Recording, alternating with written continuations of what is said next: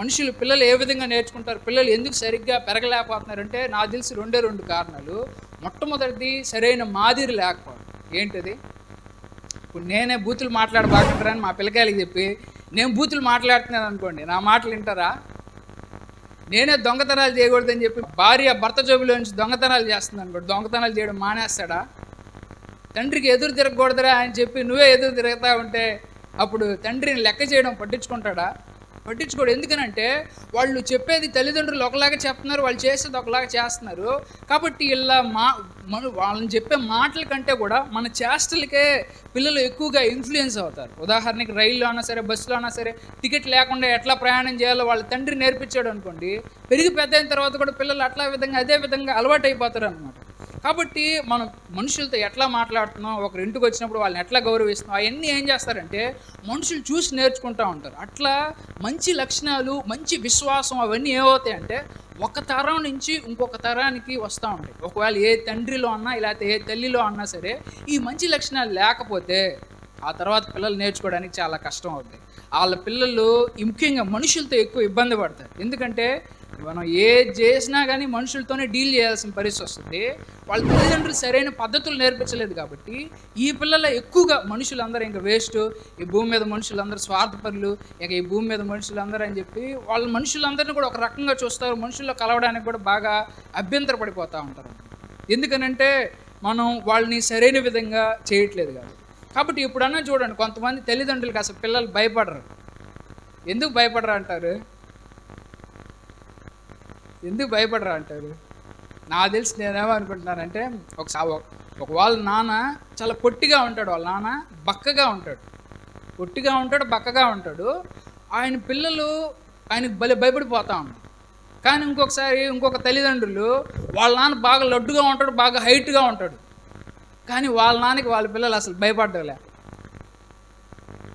కారణం ఏంటంటే ఈయనేమో నీతిగా ఉంటాడు, ఈయనేమో నీతి దప్పి బ్రతకతాడు. ఈయనేమో తాతాడు, తిరగతాడు, తందనాలు చేస్తాడు. ఈయనేమో బలహీనుడే, పొట్టోడే, బక్కోడే. కానీ ఆయన వస్తే ఉచ్చబోసుకుంటారు వాళ్ళ ఇంట్లో పిల్లకాయని. అంత భయం ఎక్కడి నుంచి వచ్చింది? ఆయన బ్రతికిన విధానంలో నుంచి వచ్చింది.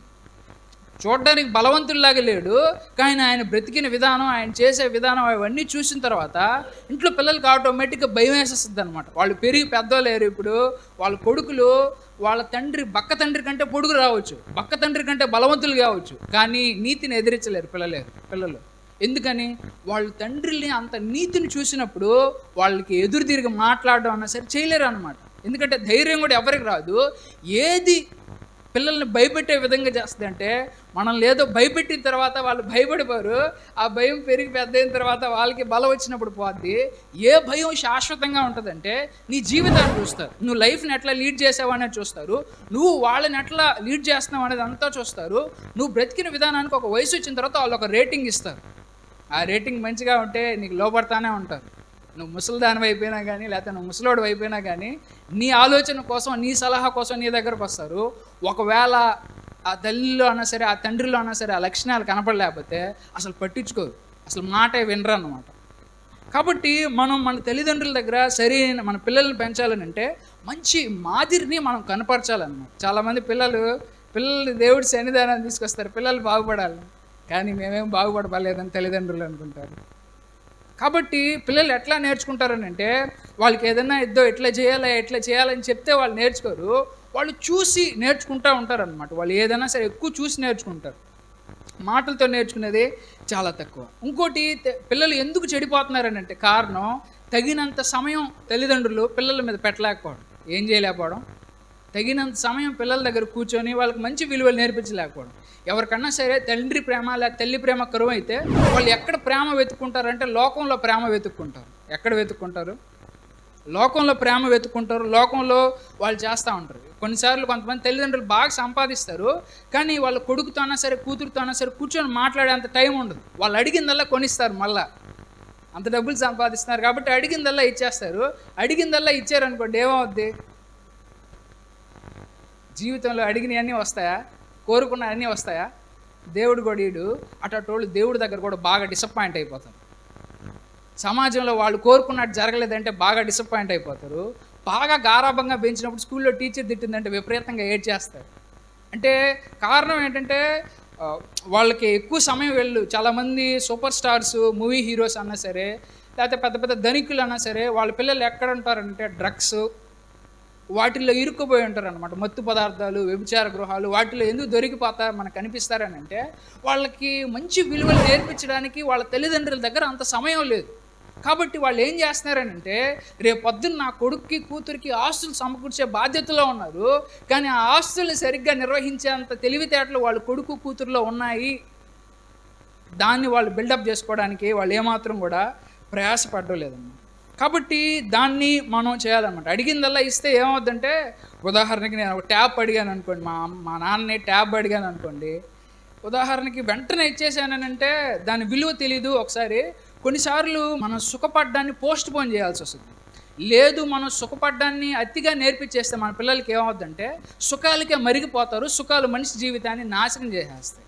కాబట్టి కొంతమంది తల్లిదండ్రులు ఇట్లా చేస్తారు. ఏం చేస్తారంటే, వాళ్ళు ఏదన్నా ఫలానా నాకు ఏరోప్లేన్ కావాలి, నాకు పొక్కిలేన్ కావాలి అని అడిగితే వాళ్ళ నాన్న కొంతమంది డిసిప్లిన్, ముఖ్యంగా దేవుడి పిల్లల్లో కొంతమంది పాస్టర్లు చేసేది చెప్తా ఉన్నారు.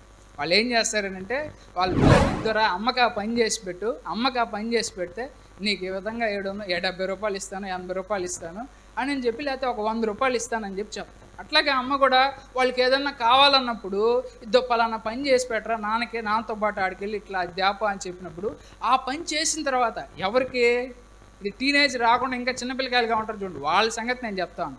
అట్లా చెప్పినప్పుడు ఏమవుతుందంటే, ఏదన్నా ఒక కోరిక తీర్చుకోవాలంటే అడిగిన వెంటనే రాదు, దానికోసం కొంత కష్టపడాలి అని అనేది వస్తుంది.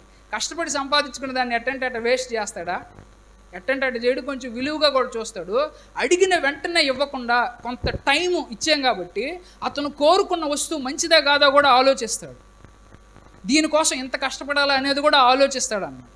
ఇట్లా ఏది మంచిది ఏది చెడ్డది అనేది నేర్పించడానికన్నా సరే, వాళ్ళని అతిగా సుఖపెట్టకుండా, అతిగా వాళ్ళని ఇట్లా చేయకుండా ఒక బ్యాలెన్స్డ్ వేలో పిల్లల్ని పెంచడానికి, అంటే రేపు పొద్దున మనం లేకపోయినా కానీ మన పిల్లలు వాళ్ళ కాళ్ళ మీద నిలబడేటట్టు చేయాలనే కోరిక ఏ తల్లిదండ్రులకు ఉంటే వాళ్ళు ఇట్లా చేయాలన్నమాట. వాళ్ళ పిల్లల్ని కూడా అట్లాగే వాళ్ళని చేయాలి. వాళ్ళు మంచిగా ఉన్నప్పుడు వాళ్ళని కూర్చోబెట్టి కుటుంబ ప్రార్థనలు చేయడం అన్నా సరే, వాళ్ళకి మా తల్లిదండ్రులు కూడా చిన్నప్పుడు ఒక ఇది తెప్పించారు. ఏంటంటే, వాళ్ళకి ఇచ్చిన డబ్బులన్నీ దాచిపెట్టుకోవడానికి ఒక డబ్బా తెచ్చారు. ఇచ్చిన డబ్బులన్నీ దాచిపెట్టుకోవాలంట, కొనుక్కోకూడదా? ఏవో డబ్బాలు తెచ్చిచ్చారు. అయితే పెరిగి పెద్ద అయిన తర్వాత కూడా సంపాదించిన ధనంలో ఎంతో కొంత దాచిపెట్టుకోవాలి అనేటువంటి ఒక డిసిప్లిన్ అనేది పెరిగి పెద్ద అయినాక నాకన్నా సరే, మా చెల్లెలకన్నా సరే వచ్చేసింది. ఎందుకనంటే అట్లా డబ్బాలు తీసుకొచ్చారు. ఏదైనా ఒక వస్తువు కొనుక్కోవాలంటే ఆ డబ్బాల్లో నుంచి తీసుకొని కొనుక్కోవాలి. ఇట్లా చేయాలన్నమాట. మేము ఎప్పుడన్నా సరే, నాకు తెలిసి నేను ఒక ఇంజనీరింగ్ కాలేజ్ ఫస్ట్ ఇయర్ వచ్చేంత వరకు కూడా ఏ రోజు బయటికి వెళ్ళి తినలేదన్నమాట. ఎందుకనంటే మా అమ్మ బయటికి వెళ్ళి తినకూడదని ఒక మాట చెప్పేసింది. ఎందుకు తినకూడదు అని అడిగే ఆలోచన ఏదీ లేదు. ఎందుకు తల్లిదండ్రులు ఏది చెప్తే అదే నిజం, అదే నమ్మేశాము. అదే అట్లా కాలేజీకి వచ్చేంత వరకు కూడా అసలు బయటికి వెళ్ళి తినొచ్చు అనే ఒక ఆప్షన్ కూడా ఉంది అనేది కూడా పెద్దగా తెలియదు నాకు. ఇంజనీరింగ్ ఫస్ట్ ఇయర్ వచ్చేంత వరకు. ఇంజనీరింగ్కి వెళ్ళిన తర్వాత అక్కడ ఫ్రెండ్స్తో పాటు తిరగడం వల్ల, అక్కడ హాస్టల్లో ఉండి కొన్నిసార్లు హాస్టల్లో ఆహారం బాగలేకున్నప్పుడు బయట అట్లా తినడం వల్ల అట్లా అలవాటు అయిపోయింది. కాబట్టి నాకైతే 19 సంవత్సరాలు వచ్చేంత వరకు కూడా బయట నేను ఏమన్నా తిన్నాను అనేది నాకైతే అసలు గుర్తులేదు. మా తల్లిదండ్రులు అయినా సరే ఎప్పుడైనా తెచ్చిచ్చారు అనేది నాకు కూడా గుర్తులేదు. మా అమ్మ ఎప్పుడు చేసి పెట్టేసేది అన్నమాట. ఇట్లా మనం ఏం చేస్తామంటే, ఎక్కువ లోకం వైపు ఆకర్షితులు అవ్వకుండా పిల్లల్ని చిన్నప్పటి నుంచే కొంచెం కంట్రోల్డ్గా, కొంచెం డిసిప్లిన్డ్గా పెట్టగలిగామనంటే, వాళ్ళు పెరిగి పెద్ద అయిన తర్వాత అన్నా సరే కొద్ది గొప్ప అన్నా సరే మంచి లక్షణాలు మన దగ్గర నుంచి వాళ్ళు నేర్చుకోవడానికి ఉపయోగపడతాయి. వాళ్ళకి చిన్నప్పటి నుంచే దేవుడు ఉన్నాడు, అరే తప్పు చేస్తే దేవుడు కొడతాడరా, దేవుడు తిడతాడరా అనే భయం నాటేవనుకో, పెద్ద నాకు దొంగతనాలు చేస్తాడా? పెద్ద నాకు దొంగతనాలు చేయడు. ఎందుకని? వాళ్ళ అమ్మ చిన్నప్పుడు చెప్పింది, తప్పు చేస్తే దేవుడు శిక్షిస్తాడరా అని అనింది. కాబట్టి దేవుడని ఆయన ఒకడు ఉన్నాడని, ఆయన తప్పు చేస్తే శిక్షిస్తాడనే భయం మనిషిలోకి వచ్చేసి ఉంటుంది. కాబట్టి ఆ వ్యక్తి రేపు పెరిగి పెద్ద అయిన తర్వాత తప్పు చేయాలంటే కూడా బాగా భయపడిపోతాడు అనమాట.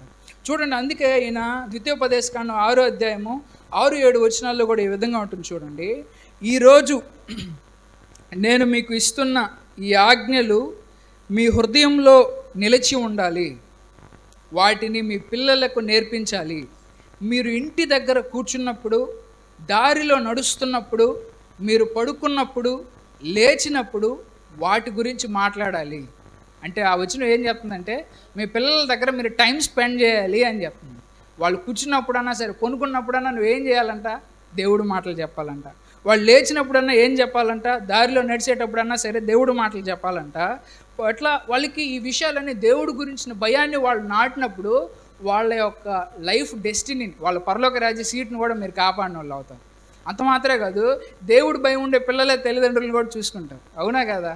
కాబట్టి తల్లిదండ్రులకి అసలు విలువైన ఆస్తి ఎవరనంటే వాళ్ళు సంపాదించిన డబ్బు కాదు, వాళ్ళ పిల్లలే వాళ్ళ ఆస్తి. అవునా కదా? కాబట్టి దేవుడు ఏది ముఖ్యంగా ఇక్కడ చెప్తా ఉన్నాడనంటే మన నమ్మకాలు, మన పిల్లలకి ఏ నమ్మకాలు అయితే నాటుతామో అవి మన పిల్లలకి వస్తాయి అన్నమాట. అయితే ఒక పిల్లల్ని మంచిగా చేయడంలో తండ్రి ఎక్కువ పాత్ర పోషిస్తాడా, తల్లి ఎక్కువ పాత్ర పోషిస్తుందా? తండ్రి ఎక్కువ పాత్ర పోషిస్తాడా, తల్లి ఎక్కువ పాత్ర పోషిస్తుందా? తండ్రికి ఒక బాధ్యత ఉంది సొసైటీలో. ఏంటంటే అతను ఏం చేసినా సరే ఇంటికి డబ్బులు తేవాలి. కానీ తల్లి అయితే జనరల్గా ఎక్స్పెక్ట్ చేసేది కల్చర్ని బట్టి, కుటుంబాన్ని బట్టి మారిపోవచ్చు అనుకోండి. కానీ జనరల్గా ఎక్కువ ఎవరు నేర్పించగలరంటే తల్లే వాటిలన్నిటికీ నేర్పిస్తుంది. సృష్టిలో అన్నా సరే కోడి పుంజు నేర్పిదు, కోడి పెట్టే నేర్పిస్తుంది. ఏదన్నా సరే ఒక స్త్రీయే తను మిగిలిన తర్వాత పిల్లలందరికీ ఈ సమాజంలో ఎట్లా బ్రతకాలరా, ఎట్లా చేయాలరా, ఏ విలువలతో ఉండాలి, ప్రపంచాన్ని ఎట్లా అర్థం చేసుకోవాలి, మనుషుల్ని ఎట్లా అర్థం చేసుకోవాలి, ఎవడు మంచోడు ఎవడు చెడ్డోడని చిన్నప్పటి నుంచి వాళ్ళ అమ్మ ప్రతిదీ కూడా చెప్తా ఉండాలన్నమాట. ఇట్టాటోళ్ళు వీళ్ళు ఎట్లా అని చెప్పి వాళ్ళు చెప్పే మాటలు వాటిలన్నింటినీ కూడా పిల్లకాయలు చిన్నప్పటి నుంచి నమ్మేస్తారు. అది వాళ్ళు రేపు పొద్దున సమాజంలోకి వెళ్ళిన తర్వాత అమ్మ బయటికి వెళ్ళేటప్పుడు జాగ్రత్తగా ఉండమ్మా, నువ్వు ఆడపిల్లవేనంటే వాళ్ళు నమ్మేస్తారు. నిజంగానే చిన్నప్పుడు వాళ్ళు పెరిగి పెద్ద వరకు కూడా మనం ఆ పిల్లోడిని చిన్నప్పటి నుంచి వాడు చేసే చేష్టలు ఏదన్నా కానీ ఆ వ్యక్తిని, ఆ బిడ్డను పొగిడావనంటే వాడిలో ఒక సెల్ఫ్ కాన్ఫిడెన్స్ అనేది బాగా పెరగద్ది అనమాట. అతనిలో ఆత్మవిశ్వాసం అనేది బాగా పెరగద్ది. ఏదైనా సాధించగలిగినటువంటి నమ్మకం వస్తుంది. ఒకవేళ చిన్నతనంలోనే వాళ్ళ అమ్మా నాన్నోళ్ళన్నా సరే ఎక్కువగా కఠినంగా ఉండేవాళ్ళన్నా సరే, లేకపోతే ఎక్కువ భయపెట్టే వాళ్ళైతే పెద్దయ్యాక ఆ వ్యక్తి అంత ఆత్మవిశ్వాసంతో ఉండడు. చాలా ఎట్లుంటాడంటే ఏదో పోగొట్టుకున్న వ్యక్తిలాగా అట్లా ఉంటాడనమాట. ఎందుకనంటే వాళ్ళు పెంచినటువంటి తల్లిదండ్రులు వాళ్ళు ప్రోత్సహించే విధానం అన్నా సరే, లేకపోతే వాళ్ళు డిస్కరేజ్ చేసే విధానం అన్నా సరే ఆ పిల్లల్ని అట్లా చేస్తూ ఉంటుంది అనమాట. కాబట్టి మనం మన పిల్లలు ఏదైనా మంచి పని చేసినప్పుడు వాళ్ళు పొగడాలి, కొన్నిసార్లు చెడ్డ పని చేసినప్పుడు కూడా వాళ్ళని దండించాలి. ఎందుకని? ఏది మంచిదో ఏది చెడ్డదో అది చెప్పాలి. కాబట్టి కొంతమంది ఓవర్గా స్ట్రిక్ట్గా దండించేస్తూ ఉంటారు, స్ట్రిక్ట్గా డిసిప్లిన్లో పెడతారు. స్ట్రిక్ట్గా డిసిప్లిన్లో పెట్టినా కానీ ప్రాబ్లం ఏమొస్తుందంటే వాళ్ళు ఏదో ఒక రోజు తిరగబడతారు. ఇంకొంతమంది స్ట్రిక్ట్గా డిసిప్లిన్లో పెడితే వాళ్ళు పెరిగి పెద్దయ్యాక కూడా తల్లిదండ్రుల మీద అతిగా ఆధారపడిపోతారు. అంటే ఒకటి తిరగబడతారు, రెండోది తల్లిదండ్రుల మీద లేకపోతే తండ్రి మీద ఎవరు స్ట్రిక్ట్గా ఉంటారో వాళ్ళ మీద ఎక్కువ ఆధారపడిపోతారు. అంటే ఎప్పుడన్నా సరే పిల్లవాడు వయసు తక్కువగా ఉన్నప్పుడు, అతని శక్తి తక్కువగా ఉన్నప్పుడు మనం భయపెట్టి అతని క్రమశిక్షణ పరుస్తాం. కానీ అది స్థాయి తిరగబడిపోయినప్పుడు ఏదో ఒక రోజు ఆ వ్యక్తికి కూడా బలం వస్తుంది. వస్తుందా రాదా? అప్పుడు ఆ వ్యక్తి తిరగబడతాడు. కాబట్టి అతిగా డిసిప్లిన్ చేయడం కూడా కొన్నిసార్లు కొంతమంది చరిత్రలు చూస్తే వాళ్ళ ఇంట్లో వాళ్ళు అతిగా డిసిప్లిన్ చేయడం వల్ల ఆ వ్యక్తి ఆ డిసిప్లిన్ నుంచి ఒక్కసారి బయటికి వెళ్ళినప్పుడు, అంటే కాలేజ్కి వెళ్ళినప్పుడు అన్నా సరే అంత డిసిప్లిన్ నుంచి బయటికి వెళ్ళిన తర్వాత ఆ వ్యక్తికి ఎంజాయ్ చేయాలని విపరీతంగా చెడిపోయిన పిల్లలు కూడా ఉన్నారు. కొంతమంది వాళ్ళ తల్లిదండ్రుల మీదే తిరుగుబాటు చేస్తారు. అట్లా కాకుండా కొంతమంది అలా తిరుగుబాటు చేయలేని పిల్లలు ఏం చేస్తారంటే జీవితంలో ఏ నిర్ణయం తీసుకోవాలన్నా, ఏ చిన్న నిర్ణయం తీసుకోవాలన్నా కానీ వాళ్ళ తల్లిదండ్రుల మీద ఆధారపడతారు. ఒకవేళ అటువంటి తల్లిదండ్రులు చచ్చిపోతే ఆ పిల్లకాయలు సక్సెస్ అవ్వలేరు. ఎందుకని? ఏ చిన్న నిర్ణయం తీసుకోవాలన్నా వాళ్ళ అమ్మని అడగాలి, నాన్నని అడగాలి. వాళ్ళ అమ్మ నాన్న ఏది చెప్తే అదే చేయాలి. ఎందుకంటే ఇంకోటి చేయకూడదు, ఇంకోటి చేస్తే కొడతారు, తిడతారు. కాబట్టి వాళ్ళ జీవితంలో వాళ్ళ కెరీర్కి సంబంధించి ఏదైనా ఒక ఆప్షన్ ఎంచుకోవాలన్నా సరే, లేకపోతే ఏదైనా ఒక చిన్న వస్తువు కొనుక్కోవాలన్నా సరే ఇంక వాళ్ళ మీద వాళ్ళ ఒక కాన్ఫిడెన్స్ ఉండదు. అంటే నేను అంత బాగా నిర్ణయాలు తీసుకోలేనేమో అనేటువంటి ఫీలింగ్ వాళ్ళకి వచ్చేసేసి అతిగా ఆధారపడతారు. ఒకవేళ ఏదో ఒక రోజు ఆ తల్లిదండ్రులు చనిపోతే ఆ పిల్లలు ఈ ప్రస్తుతం ఉండే ఈ సమాజంలో ఈ ఫెయిల్యూర్స్ వచ్చేటువంటి ఈ సొసైటీలో అటువంటి వాళ్ళు మనడం అనేది కొంచెం కష్టమైపోద్ది అనమాట.